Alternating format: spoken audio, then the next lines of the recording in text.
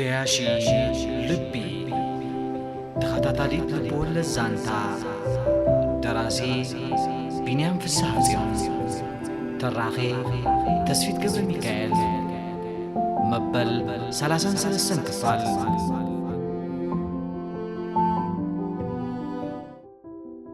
دحندقي معقرته مس معقرت كارمل الرخيبو سلام توزا زماء كارمل تدفر كوينا يتسمعتون زاقوال نغي تدفر زكالا خلو واردياتات اللوا مسلني بلا اب كارمل بتحيو دفرت مسانو ناكرمو كما يكنيخا بلد كارمل مغللي لا دمصا اب سلام كم تدمص عف سحاب قانا حزيلو اب اذان اسرائيل بصحه صبو نسخ بلا بقريون زلبستو صعدا ماليا مس حبر ጫማ ዘለዎ ውህደት እናተዓዘበ አይንቱ ሙሉ በሙሉ ኣብ ገጻ ዓሊቡ ሙቕ ሰላምታ ለገሰ ደሃን እስራኤል ሓወይ ብምባል ኣጣምቱ ሕፍረት ስለ ዝቀስቀሰላ አይንታ ካብቱ ቀዊሉ ዝጥምታ ዝነበረ እስራኤል ኣርሓቐት ሞን እተዶ ፈዘዚሉ ክጥምታ ብምስተውዓላ ካብቲ ሕፍረት ዝሸመማ ኣጋጣሚ ክትሃድም ደለየት مكينة عزيخ يادو هو أوشت لاين هوتيل آتيوم مغمتي مسحازو إسرائيل على الكفتة أو جزيز لك خبري عزيز قرمي أب ساعتك يا أبكو تراسل تركبي أدنى أوتي وسني كله بخامي كم زمع بالكوي ردانني كم نوي حوان كم لمدز حاسكو بمخانو كنا يفرع عني وسب كبر ندين إسرائيل بفلاي دراسي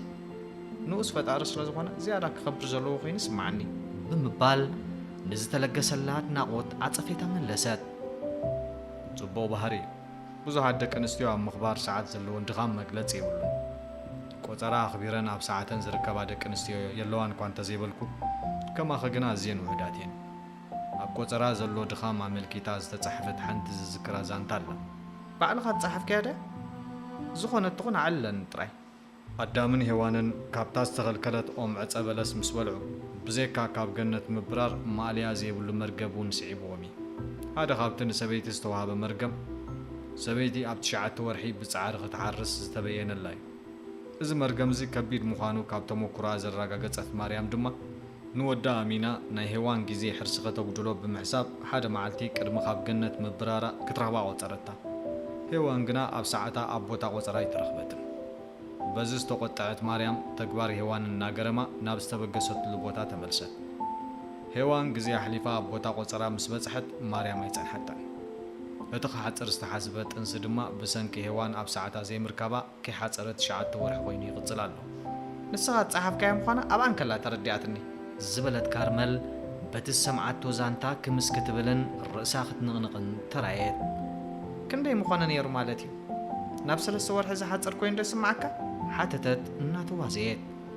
ወረሶሙናት ምኾነ ፈጣሪ እንታይ ዶ ይሳነ እዩ ሔዋን ግና ኣብ ልዕሊ ደቂ ኣንስትዮ ክልተ በደል ፈፂማ እቲ ሓደ ብዓብዩ ንወዲ ሰብ ዝተዋሃበ መቕፃዕቲ ኣብ ኣጋሲቱ ንሳ ብምዃና ክኸውን እንከሎ እቲ ካልኣይ ድማ እዚ ሕጂ ዝሓበርኩኺ ሰብኣይ ዝበልሐ እንተበልሐ ወትሩ ብትሕቲ ሰበይቱ ከም ዝኾነ ድማ ኣዳም ፅቡቅ ገይሩ ምስክርነቱ ይህብ እዩ እታ ካብ መሰንገለይ ዝፈጠርካያ ሔዋን እያ ሴታትን ብምባል ሰበይቱ ዝበለቶ ከም ዝሰምዐን ከም ዝተጋግየን ኣብ ቅድሚ ፈጣሪ ተናዚዙ በዚ መሰረት ሰብኣይ ዘይኮነ ሰበይቲ እያ ርእሲ ሰብኣይ ምክንያቱ ንሰብኣያ መዓስ ትዛረቦ ትፈልጥ ሰበይቲ ዝደለየቶ ካብ ምርካብ ዝዕንቅፃ የለን ኣንታ ንስኻ ዘይትብሎ የብልካን ምግራማን ኣድናቆታን ብልባ ትገልጽ ዝነበረት ካርመል ቀዊላ ጠምትቶ ሓቂ ሓይሽ ኣነ ፍልስፍና ይርዳእነኒ ከም ሰይቲ ሰቁራጦስ ሳንሲፔ ኮንክ ማለት ይኸ ከመይ ድያ ነይራ ንሳ ሰብኣያ ኣብ ከተማ ኣተና መንእሰያት ኣኪቡ ብፍልስፍና ክምህርን ብዛዕባ ህይወት ክካታዕን እንከሎ ሳንሲፔ ብወገና ብዛዕባ እትበልዖ መግብን መነባብሯን ተሓስብ ስለ ዝነበረ ንሰብኣያ ከም ስራሕ ዘይፈቱ ህክያ ትቆፅሮ ነይራ ብተግባር ሰበይቱ ዘማርር ዝነበረ ሰቁራጦስ ድማ ናይ ከብዲ እምበር ናይ መንፈስ መግቢ ዘይትፈልጥ ሰብ እናበለ ይገልፃ ነበረ ሓቂ ሓይሽ ሰቁራጦስ ስራሕ ይፈቱ ስለ ዘይነበረ ከም ንሓዳር ዘይበቅዕ ሰብኣይ ዝገልፅዎ ብዙሓት እዮም ገሌውን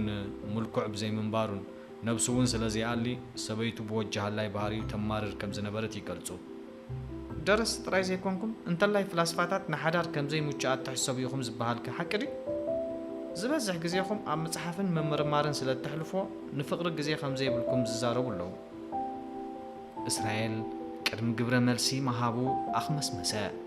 ኣብ ልዕሊ ካርመል ሓዲርዎ ዝነበረ ፍትወት ከም ዘይነበረ ዝገብርን እምነት ዝኸልእን ዘረባ ብምስምዑ ባህ ይበሎን። ካርመል ደረስቲ ኣብ ሓዳር ከም ዘይእሙናት ትቕበሎም እንተኾይና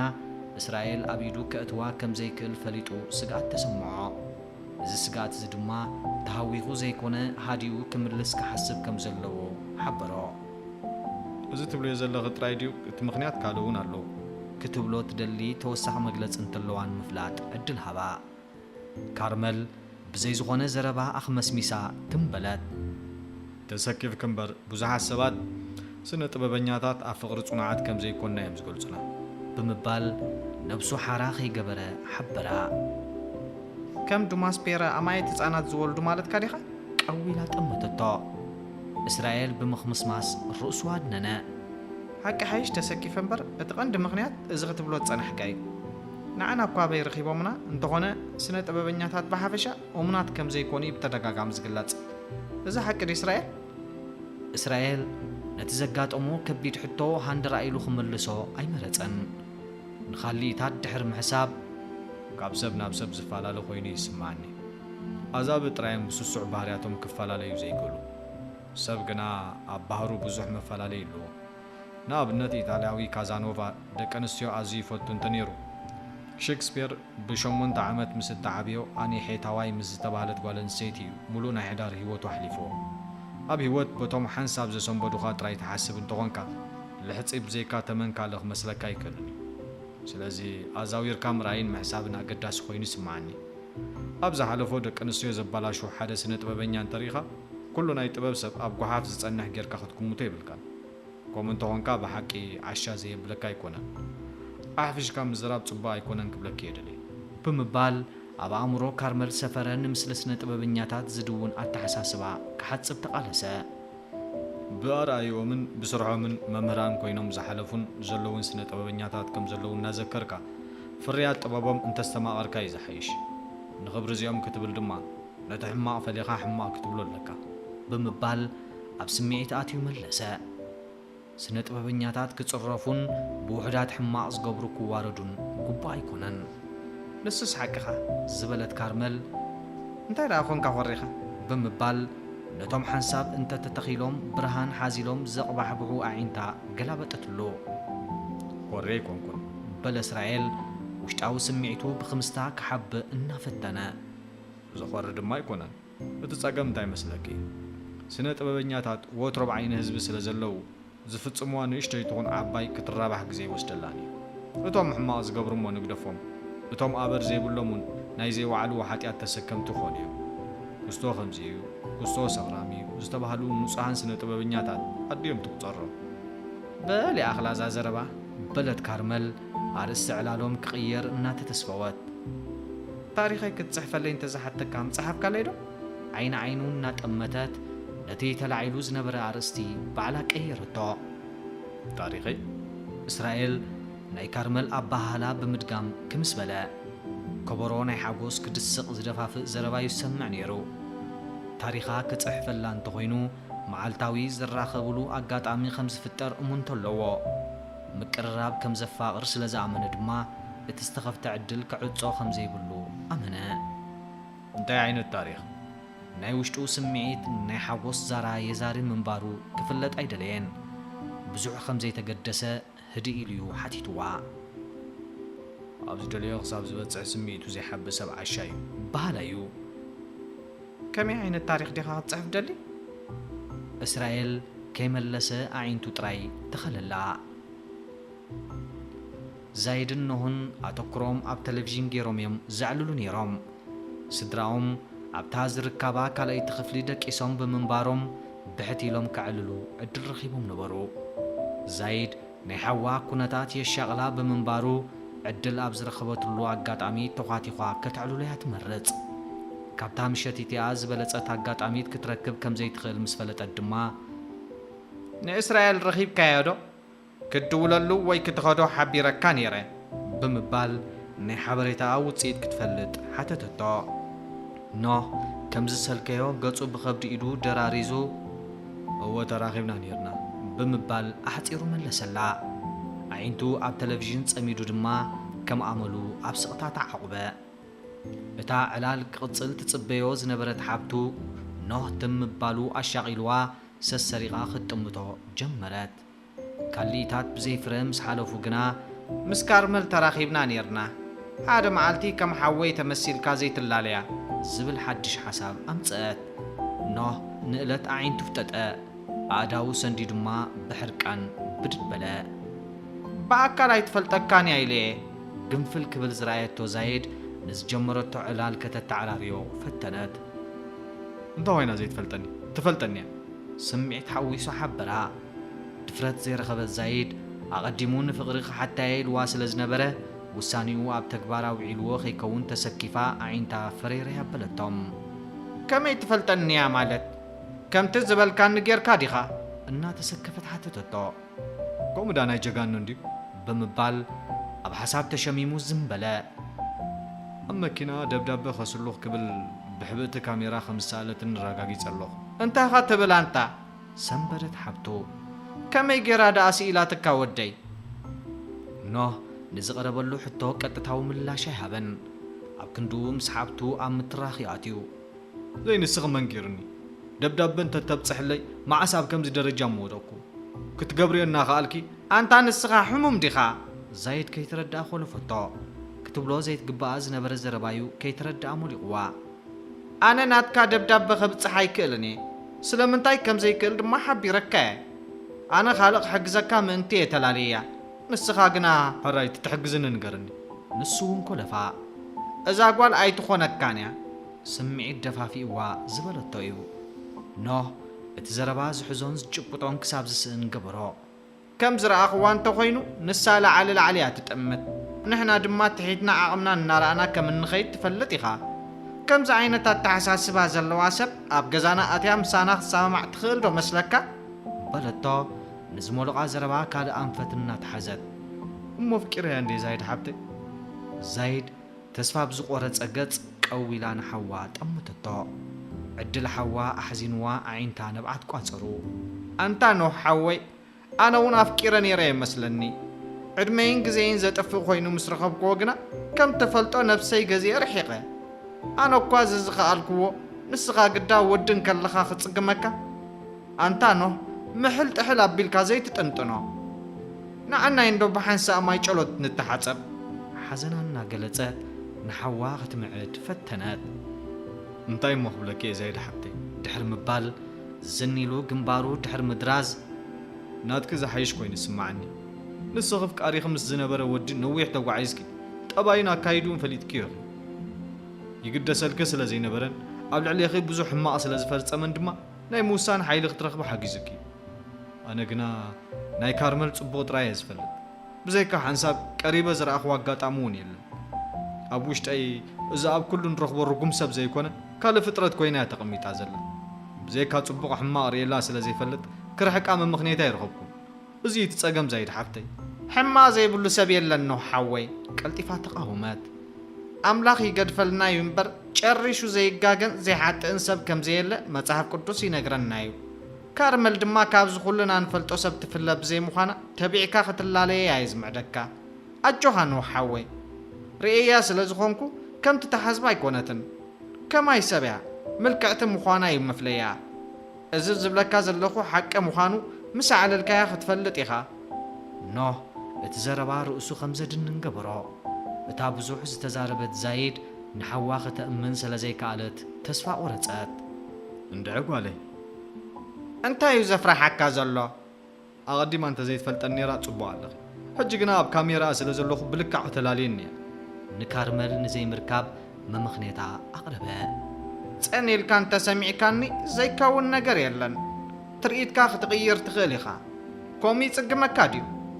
نوه رؤسو بقالوتا بمنغناق كم زي تسقم أراقا قتلا شهمخا مولو بمولو كتلاتيو إيخا انت اللاين اي كم فركا صقر رأسخاون أتحيتكا ختلاتيو انتخيلكا كتلاليكا زلو تخلو عزيز أبيبيو أزن تزيتا أمامينو كادما منتصرن قوبعن تودي كومو مقبار تسقمكا مثلاً بمبال نحسابا قبل دفافا أطو كحسبو لي انتاي كتحاسبلو ክውስን እንተኾይነ ክሓስብ ኣለኒ ሕራይ ሕሰብ ምሕሳብ ጥራይ ዘይኮነ ድማ ነዘን ዝበልኩኻ ተግባራት ክትፍጽም ቃልእቶ ብድሕሪኡ ናብቶም ጽቡቕ ገይሮም ዝፈልጡኻ ኣዕሩኽትኻ ኬድካ ፈትኖ ንሳቶም ዝሃቡኻ ምኽሪ ይሰርሕን ኣይሰርሕን ከረጋግጹ እዮም ሕራይ እንታይ ከም ዝገበርኩ ክነግረኪ እቲ ርእሲ ክዕጾ ደልዮ እስራኤል ከይመለሰ ንነዊሕ ካሊኢታት ኣብ ስቕታ ድሕሪ ምዕቓብ ከም እንተዘይንፋለጥ ዓይነት ድርሰት ብምባል ምስ ካርመል ዝጀመሮ ዕላል ኣሕምቆ እዋ ሰንበተት ካርመል እንታ እስራኤል እንታይ ገበርኩኻ ኣፋ ከዲና ከም ዝገረማ ኣረጋገጸትሉ ኣነ ሓያል ጓል እየ ዝፈቱ ሓይሊ ጓል ኣበይ ክኸውን ኣለዎ ኢልካ እንተሓቲትካኒ ነብሳ ምክልኻል ኢለ ምመለስኩልካ ኣብዛ እንታ እንተዘይንፋለጥ ማርታ ኣዘያ ተሕርቐኒ ከማ ዓይነት ጓል ኣለዋ እንተኾይነን ብሓቂ ክውለዳ ኣይነበረንን እስራኤል ካርመል ትህቦ ዝነበረት ርእቶን ነቐፌታን ማዕረ ክንደይ ኣንባቢት ምዃና ስለ ዝመስከረሉ ብኣድናቖት ይጥምታ ነበረ ፍትዊ ፈለማ ክላለያ እንከሎ ኣብ መልክዕ ዘለዎ ኣድናቖት ከይበቐቐ እዩ ገሊጹላ ዘይትርስዕ እንተኾንካ ማርታ ገዝኣ ኣተወት ፍትዊ ዝበላ ነዘከረት ናብ መስትያት ክትመላለስ ኢና ንሪያ ንሳ ንገዛ ርእሳ ከይመስከረት ፍትዊ ዝመስከሮ ግና መረጋገፂ ደልያትሉ ሽዑየ ድማ እዛ ጓል ሓጹራ ተፍርሳላ ዝበልኩ ሓጹር ናይ ክብረታ ማለት እየ ጓል ኣድናቖት ወዲ ተባዕታይ ወይ ከዓ ሕብረተሰቢ መን ከማይ ናብ ዝብል ዓሻ ስምዒትን ጌጋን ዝወስዳ ኣበየነይቲ መጽሓፍ ከያኻ ክትበርር ዝበቓት ዓሻ ዑፍ መሬት ዘይምልከታ ይመስላ ዝበልካ መልሲ እንተሃባ ጠመተቶ እስራኤል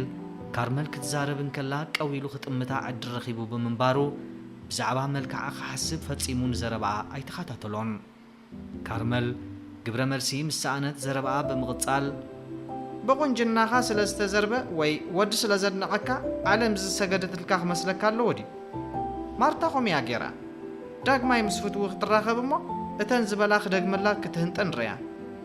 ድሕሪ ቃላት ናይ ፍትዊ ምስ መሓዙታ ዝነበራ ዝምድና ኸይተረፈይ ክቕየር ዝጅምር ኣብታ መጽሓፍ ሰብኣይ ዝረኸበት ዝመሰለ ዓሻጓል ለባማት መሓዙታ ሰብኣይ ከናድያ ትምዕድ ትብል ኣጋላልጻ ብልክዕ ንማርታ ትምጥን ኣባህላ ኮይና ረኺበያ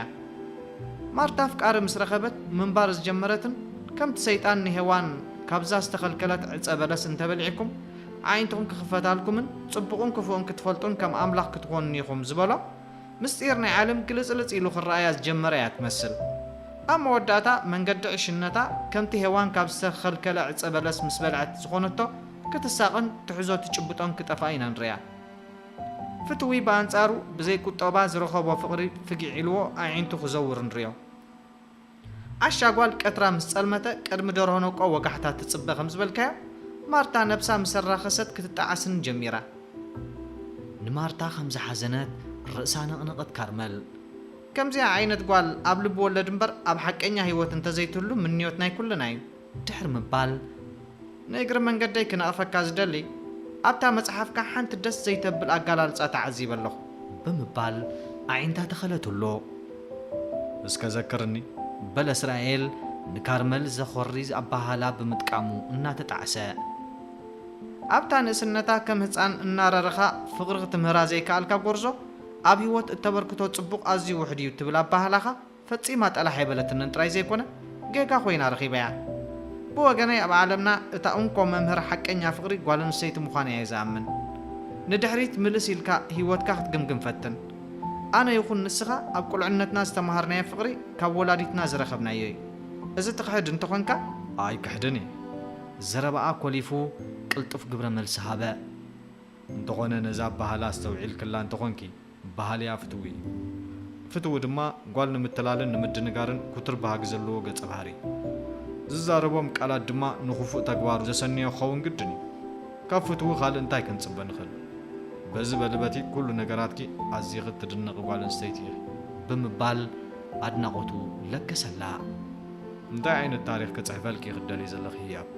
ናብታ ፈለማ ዘቕረበትሉ ሕቶ መለሳ ኣነ ሽግር ከይመፀ ንሽግር ናይ ምክልኻል ዓቕማን ብቕዓታን ዓብዪ ኮይኑ ዝተሃንፀ ገጸ ባህሪ ዘለዎ መጽሓፍ እንተዝፀሓፈለይ ደስ ምበለኒ ናይ መን ታሪክ ማለት ኪኺ ንስኻኹም ዲኺ ኖ ናተይሲ ካሊእ እዩ ኣብ ኩትር ፍቕሪ ወዲቖም ንኣፍቃሪቶም ደብዳበ እናለኣኹ ስምዒቶም ክገልጹ ዝፍትኑ መንእሰያት ከም ጠባይ ተጠቒምካ ልቢ ወለድ እንተትፅሕፈልና ደስ ምበለኒ ስምዒቱ ከተንብብ እናጠመተቶ ርእይቱ ኣገለጸት ብደብዳቤ ንፍቕሪ ዝሓቱ ንቓላታ ደጊሙ ብትኹረት ጠመታ ኣብዚ ሎሚ እዋን ዘለዉ መንእሰያት ደፋራት ደይኮኑ ብደብዳቤ ንፍቕሪ ዝሓቱ ኣለዉ ድዮም ብምባል ብዘይካኖ ንፍቕሪ ዝሓቱ መንእሰያት ዘለዉ ይመስሎ ስለ ዘይነበሩ ተሃንጢኡ ሓተተ ስለ ዘይነበረ ተሃንጢኡ ሓተተ ነታ ትፈትዋ ቆንጆ ደብዳቤ ኳሓሒልካ ልቢ ስኢልካን ቀስቲ ኣብታ ልቢ ተኺልካን ምስዳድ እዋኑ ካብ ዝሓልፍ ነዊሕ ከም ዝገበረ እዩ እምነቱ ታሪክ ንገዛ ርእሱ ይድገም ክብሎ ባሕቆም እዮም ሓሰበ ብልቦ ኣበይ ክሳኑ ዳ ኢልካዮም ብስያፍ እናጠመተት ሓበረቶ ንዓ ክዘጋጠመ ዲ ሓንደበት ሓተታ መበል 33 ክፋል ተኸታታሊት ልቢ ወለድ ዛንታ ገያሺት ልቢ በዚ ተዛዚማላ መበል 34 ክፋል ኣብ ዝቕጽል ተኸታተሉ